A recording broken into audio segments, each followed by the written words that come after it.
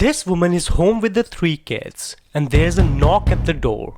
She opens it and 2 masked men force their way inside. They tie her up, they tie up all 3 of her children and they lock them into a closet. Then they wait for hours until her husband walks through that door. And when he does, they grab him and drag him down to the basement.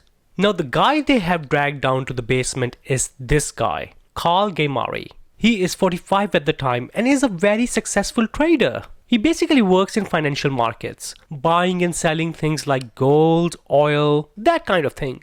Anyways, while they were waiting inside the house, they find Carl's handgun. So after dragging him to the basement, they shoot him multiple times with his own gun. Then they just leave the house, with Carl lying dead in the basement and Jacquelyn and the children still tied up in the closet.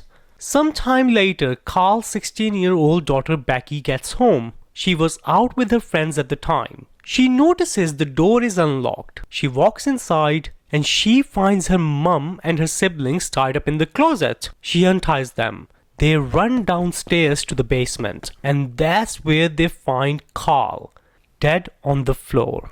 So she calls 911. Police and paramedics arrive. They checked on Jacquelyn and the children and start their investigation. But eventually they mark it as a home invasion robbery. They interview the neighbors, anyone who might have seen something. But not much comes out of it. Days turn into weeks, weeks into months, and months into years. This case is now officially a cold case. Until 33 years go by and it's 2012. A cold case detective reopens the investigation and he notices something.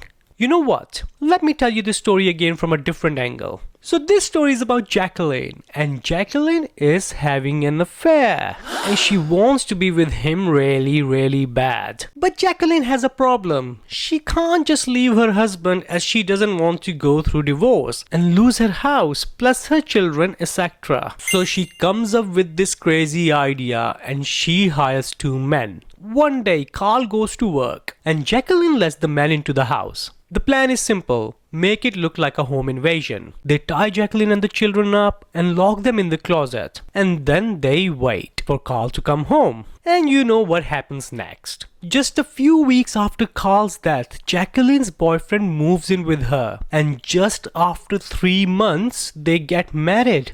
Now Jacquelyn is living her life with her new husband without any worries. She thinks she got away with it. So fast forward, 33 years go by and Cold Case Investigation Unit decides to reopen the case. They go back through the original case files from 1979. Police reports, witness statements, old evidence, and they start looking at everything with fresh eyes. They notice that Jacquelyn's story doesn't add up. Basically, 2 men broke in to rob the house, but instead of taking anything valuable, because the jewelry was still there, cash was still there, they waited hours for Carl instead. It seemed that Carl was the actual target. So they start looking into Jacquelyn. They dig deep into her life around the time of murder. And very quickly, they notice that she was having an affair. And how quickly her boyfriend moved in and they got married. Detectives start talking to the witnesses again. And this is when they find out that Jacquelyn had spoken about wanting her husband dead. Some even said that she had even talked about hiring someone to kill him. So bam, they arrest Jacquelyn.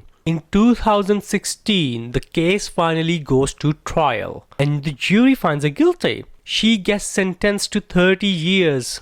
Now Jacquelyn was 69 at the time of her conviction. Justice took its sweet time, but it was served. Imagine getting away with a murder for 33 years. Do you think justice still counts after that long? Let me know in the comments.